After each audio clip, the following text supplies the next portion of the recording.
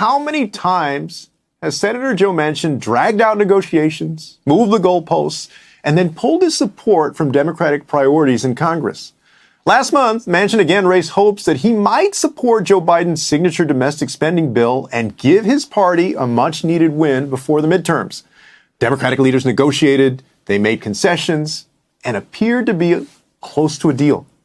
But last week, Manchin told colleagues that he wouldn't support key elements in the bill to combat climate change or raise taxes on the wealthy. In a statement, Manchin's office said Democrats needed to, quote, adjust to the economic realities the country faces to avoid taking steps that add fuel to the inflation fire. How in the world would a tax increase add to inflation? I think a lot of us are trying to figure that one out. But again, none of this is new. The bill that Manchin scuttled last week was a scaled-down version of President Biden's Build Back Better legislation. What happened with that bill? In December, Manchin went on Fox, of all places, to announce he was pulling his support. And he turned off his phone before a frustrated President Biden could call him. It's all become so routine that the Washington Post's Greg Sargent coined a new Capitol Hill term. Quote, let's inaugurate the Manchin rule. Until the senator actually shows he's operating in good faith, we'll presume otherwise. Joining me now is Stephen Smith, co-chair of West Virginia Can't Wait, a grassroots group that calls itself a, quote, political machine for people who aren't rich, and backs candidates in everything from local races to, perhaps, primary challenges against Democratic senators. Welcome, Stephen. Now, when you read reports that Senator Manchin was again negotiating on this social spending bill, did you believe, even briefly, that something might come out of it? No. We have a saying here, West Virginia politicians don't really have D's or R's next to their names. They have dollar signs, right? They're all part of one wealthy good old boy club. And to get to your point, like the only hope we have of persuading these establishment politicians is to threaten to replace them. That's the language of power they understand. The threat we build, it has to be credible, permanent, fearless. It also has to be homegrown. And that's what we're doing in West Virginia Can't Wait. We've recruited and trained and supported 139 candidates, no corporate cash, up and down the ballot. And we can't do it alone.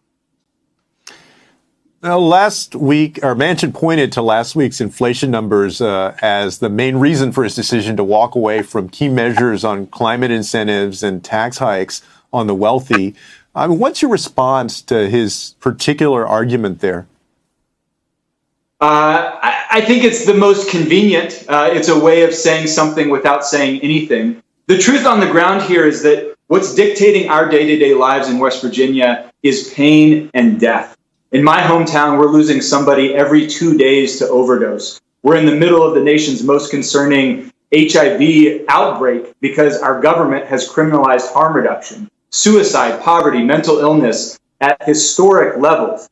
And in West Virginia, there's two types of people. Most of us look at this pain and death and crisis, the high prices at the grocery store, and we try to ease that pain. We try to stop it. Senator Manchin, Senator Capito, they look at that pain and death and they try to profit off of it. That's the difference. It's not left versus right in West Virginia. It's the people at the bottom who are dying versus the people at the top who are profiting off of that pain. So yeah, Joe Manchin has never represented the people of West Virginia. He's too busy representing himself, Exxon, and Big Pharma, and he'll say whatever it takes to wiggle out of the tough spot he found himself. Well, and you know what a lot of people will say, especially Democrats, when they hear this and they hear about your effort. They'll say, look, Manchin got elected in a state that overwhelmingly voted for Donald Trump, voted twice overwhelmingly for Trump. I mean, what do you say to those that argue that Joe Manchin is the only Democratic Senate candidate who could ever have a chance in West Virginia as a Democrat? I say come to West Virginia and actually be curious about this place. Hop in my car and we'll drive around. That we can absolutely defeat Joe Manchin and his machine in 2024 and beyond. But it means that folks at the national level have to stop treating West Virginia like dirt, like a stereotype. They've got to invest more in those people at the bottom and invest less in chasing Joe Manchin. West Virginia can't wait. We're doing that hard work every day on the ground. We're getting people elected in a way that is deeply populist. But it remains to be seen if national leaders will have the courage to join us. We are open, our arms are open, our phone lines are open. We want to hear from anybody. Now, your group focuses on supporting candidates who don't take corporate cash. Have you been approached by people looking to challenge Senator Manchin in the 2024 primary? And, if they do you think that they stand a chance at actually defeating him? Yes, and it's going to be hard. We have been approached.